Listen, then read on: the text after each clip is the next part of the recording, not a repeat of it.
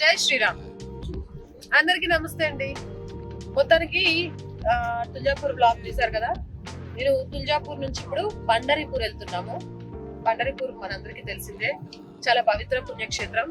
ఈ టెంపుల్ గురించి తెలుసుకున్నప్పుడు ఒక ఆసక్తికర విషయం ఏంటంటే, ఇప్పుడు తాకనివ్వట్లేదు కానీ అక్కడ ఉన్న విఠలేశ్వర స్వామి పాదాలను తాకితే మనిషి పాదాలను తాకినట్టే ఉంటదట. సో విఠలేశ్వర స్వామి దర్శనం చేసుకోవడానికి వెళ్తున్నాం. నాతో పాటు మీరు కూడా ఈ బ్లాగ్ మొత్తం ఫాలో అవుతే హైదరాబాద్ నుంచి ఎన్ని కిలోమీటర్స్ ఉంది, విఠలేశ్వర స్వామి ప్రత్యేకత ఏంటి, అక్కడ నది ఒడ్డున విఠలేశ్వర స్వామి వెలవడానికి కారణం ఏంటి, ఇవన్నీ కూడా తెలుసుకుందాం. సో నాకైతే ఇక్కడ నుంచి అంటే తుల్జాపూర్ నుంచి 112 కిలోమీటర్లు వచ్చింది. ఇక్కడ నేను చేసిన మిస్టేక్ ఏంటంటే, నేను సోలాపూర్ లో స్టే చేశాను.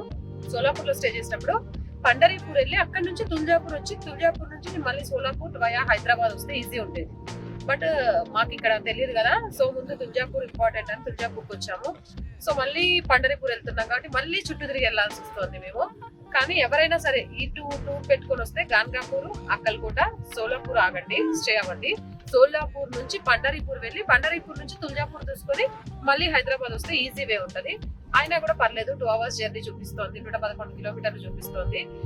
పండరీపూర్ యొక్క విశిష్టత ఏంటి, హైదరాబాద్ నుంచి డైరెక్ట్ పండరీపూరే రావాలి, ఏమి దర్శనం అవసరం లేదనుకుంటే ఎన్ని కిలోమీటర్లు పడుతుంది, ఇదంతా నాతో పాటు మీరు బ్లాగ్ ఫాలో అయిపోతుంది.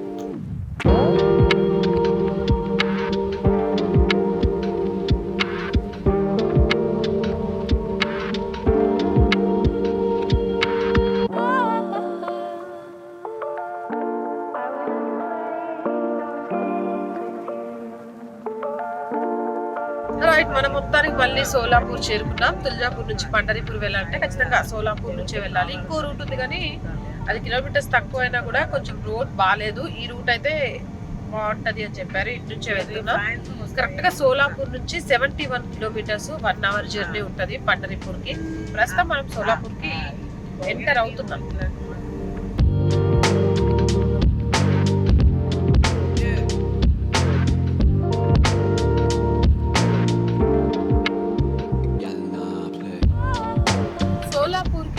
అవ్వగానే ఇక్కడ మీకు ఫ్లైఓవర్ కనిపిస్తుంది కదా, ఆ ఫ్లైఓవర్ ఎక్కాలి. ఫ్లైఓవర్ ఎక్కితే మనం పండరీపూర్కి వెళ్ళిపోవచ్చు.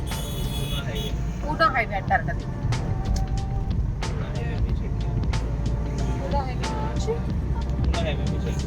పూనా హైవే మీద నుంచి పండరీపూర్ వెళ్తాం.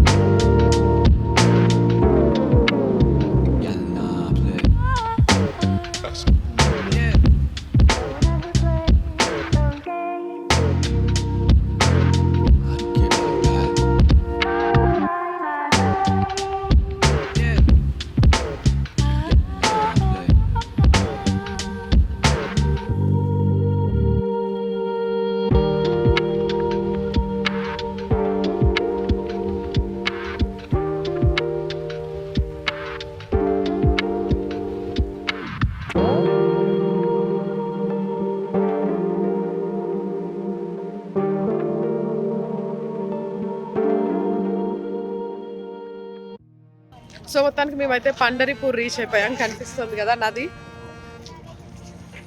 మధ్యలో ఒక చిన్న కునుకుడు తీసేసిన. ఇప్పుడు నది స్నానం చేస్తున్నారు మా సిస్టర్ వాళ్ళ పిల్లలు, మా సిస్టర్ వాళ్ళంతా. నేనైతే చేయట్లేదు. ఇక్కడ కూడా నెత్తి మీద నీళ్ళే చల్లుకుంటున్నా, బికాస్ చెప్పా కదా నా ముక్కుతోనే వస్తుంది మాట.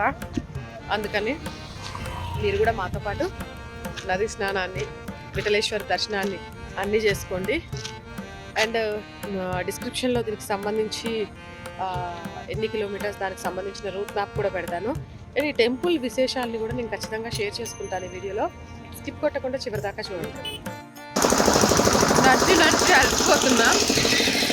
ఆ మూల నుంచి నడుచుకుంటూ వస్తున్నాం మేము. ఇంకా ఈ మూల దాకా వెళ్ళాలంట. సో పార్కింగ్ ఇక్కడ కాదనుకుంటా, ఇంకో ప్లేస్ గుడి దగ్గర ఎక్కడ ఉంది. మాకు ఆ ప్లేస్ తెలియలే. పార్కింగ్ చాలా లాంగ్లో చేసాం. నడుస్తూ ఉన్నాం. పాయసం అవుతుంది, ఇప్పుడే చెరుకు రసం తాగాం.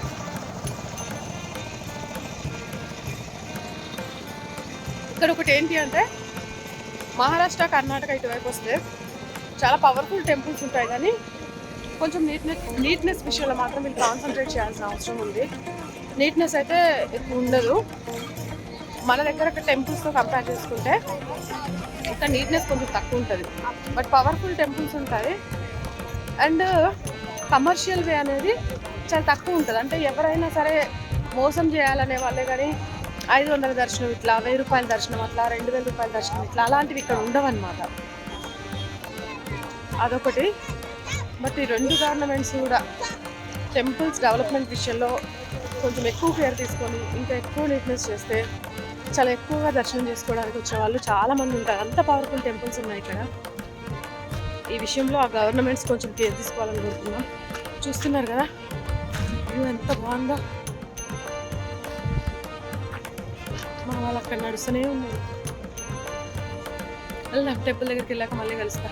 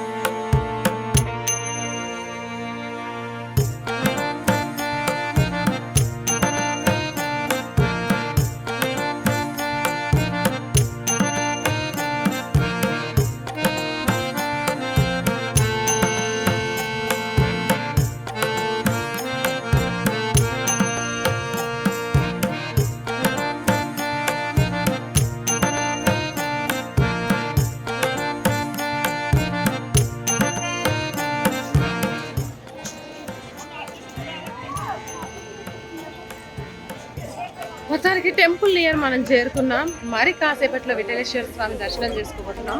క్రౌడ్ అయితే చాలా ఉంది. దాదాపు లైన్ నాకు తెలిసి 1.5 కిలోమీటర్ వరకు లైన్ ఉంది.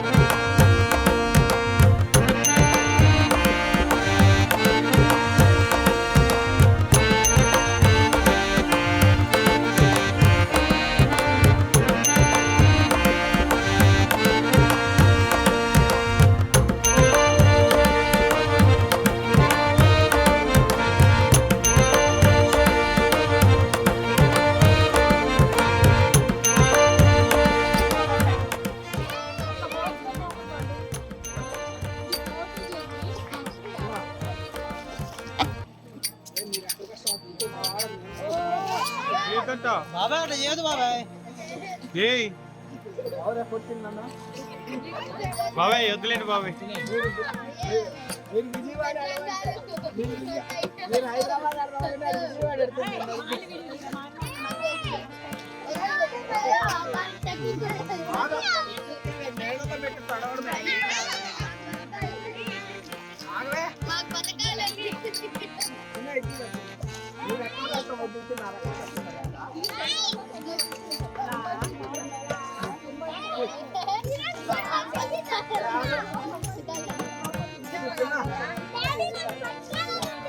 ఇయ్యడు బాబాయ్. రేవతి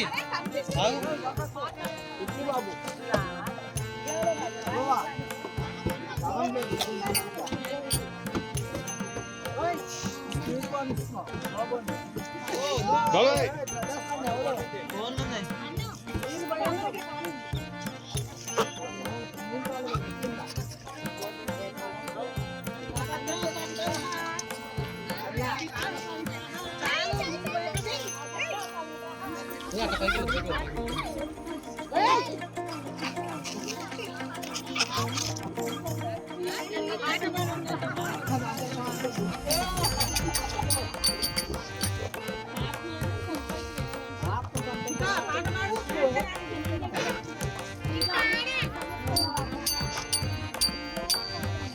అట్లా పైకి వెళ్ళొద్దు.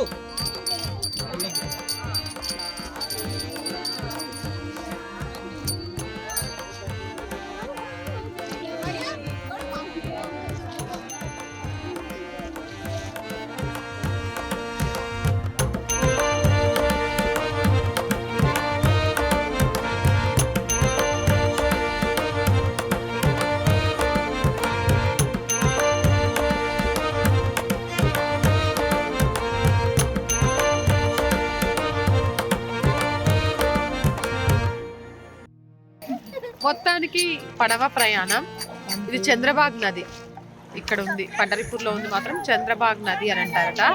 చూస్తున్నారు కదా, దీంట్లో మధ్యలో కరెక్ట్ గా 90 అడుగుల లోతు ఉంటుందట ఈ నది. చంద్రబాగ్ భీమా రివర్ అంటారట పూర్తిగా. అండ్ మధ్యలో కరెక్ట్ గా 90 అడుగులు ఉంటుందట. సో మేము ఇక్కడ నదిలో జర్నీ చేస్తున్నాం.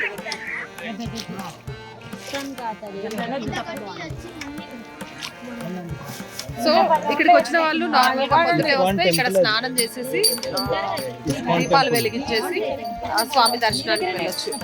చాలా చాలా చాలా బాగుంది. ఆపోజిట్ లో కనిపిస్తుంది.